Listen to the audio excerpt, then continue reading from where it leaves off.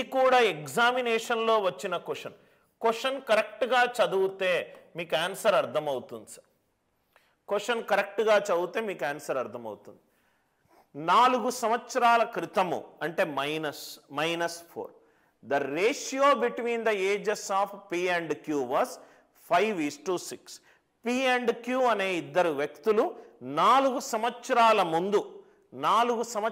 ముందు వాటి యొక్క వయసుల యొక్క నిష్పత్తి 5:6. వయసుల యొక్క నిష్పత్తి 5:6.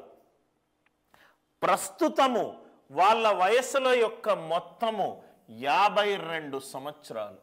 ప్రస్తుతము వాళ్ళ వయసుల యొక్క మొత్తము 52 సంవత్సరాలు. ఏది ఇవ్వకపోతే వయసులు ఎప్పుడూ కూడా సహజ సంఖ్యలే తీసుకుంటాయి. ఆల్రెడీ మీకు చెప్పాను, వయసులు ఎప్పుడూ కూడా సహజ సంఖ్యలే తీసుకుంటాయి. అంటే 5 + 6 11. 11 52ని భాగిస్తుందా? భాగించట్లేదు. 6 + 7 13. 13 52ని భాగిస్తుందా? ఎస్, భాగిస్తుంది. ఇది ఒకటే ఆన్సర్ అయినప్పుడు 15 భాగించట్లేదు. 4:5 9 భాగించట్లేదు. ఆన్సర్ అనేది 52కి ఫ్యాక్టర్ అయి ఉండాలి. Please right down sir. Answer should be a factor of 52 యొక్క కారణాంకం అయి ఉండాలి. Answer should be A factor of 52.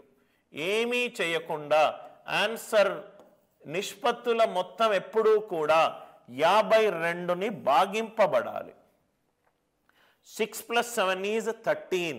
13 అనేది 52ని భాగిస్తుంది. సార్ మరి కండిషన్ చెక్ చేయొద్దా సార్ అంటే కుదిరితే చెక్ చేసుకోండి. రైట్, డెఫినెట్గా సాటిస్ఫై అవుతుంది. 6:7 అంటే ఇద్దరు వయసుల నిష్పత్తి 6:7 అవుతే కూడితే 13. కానీ క్వశ్చన్లో 52 ఇచ్చాడు.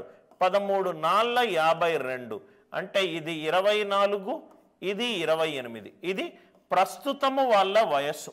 4 సంవత్సరాల ముందు అంటే -4. 24 - 4 28 - 4. 4 5 20, 4 6 24. 5:6 నిష్పత్తి ఇచ్చాడా సార్? ఇచ్చాడు.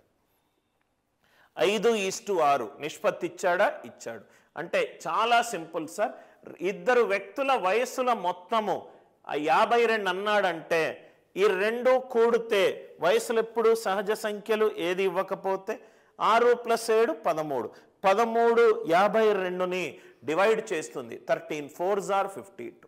కాబట్టి డైరెక్ట్గా ఆన్సర్ 6:7. మళ్ళీ చెప్తున్నాను సార్. క్వశ్చన్ చదవడము అని అంటే రైట్ ఇక్కడి నుంచి ఇక్కడి వరకు కాదు, ఇక్కడి నుంచి ఇక్కడి వరకు కాదు, ఇక్కడి నుంచి ఇక్కడి వరకు, ఇక్కడి నుంచి ఇక్కడి వరకు. ఇంగ్లీష్లో ఒక సేయింగ్ ఉంది, ఏ good communication is not only what to speak, when to speak, where to speak, but also one should know where not to speak. Good communication అంటే ఎప్పుడు మాట్లాడాలి, ఎట్లా మాట్లాడాలి, ఎందుకు మాట్లాడకాలి మాత్రమే కాదు, అప్పుడప్పుడు మాట్లాడకుండా ఉండాలి. అది కూడా పార్ట్ ఆఫ్ గుడ్ కమ్యూనికేషన్. కొన్నిసార్లు సైలెన్స్గా ఉంటేనే రైట్ గొప్ప ప్రాబ్లమ్స్కి సొల్యూషనే సైలెన్స్గా ఉండడం. మీరు గొడవ పడ్డప్పుడు అతను రేజ్ అవుతున్నాడు, మీరు రేజ్ అవ్వండి. మీరు రేజ్ అయ్యి వాడు రేజ్ అయ్యి ఒక వాల్కనో క్రియేట్ చేసుకోండి. రైట్, కోపం అనే ఒక ఎమోషన్లోకి ఎంటర్ అవ్వండి.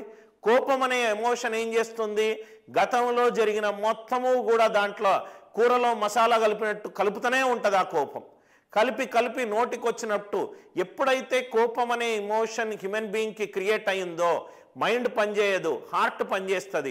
హార్ట్కి లాజిక్లు తెలవదు, మైండ్కి లాజిక్లు తెలుసు. హార్ట్ ఎప్పుడైతే పనిచేసిందో లాజిక్లెస్గా మాట్లాడతారు. దానివల్ల ఏంటంటే చిన్నగా అనుకున్న ఒక అద్భుతంగా ఉన్న ఒక గొప్ప రిలేషన్షిప్ని ఒక మాట ద్వారా పోగొట్టుకుంటారు. Same a good communication is not only when to speak, where to speak, how to speak, but also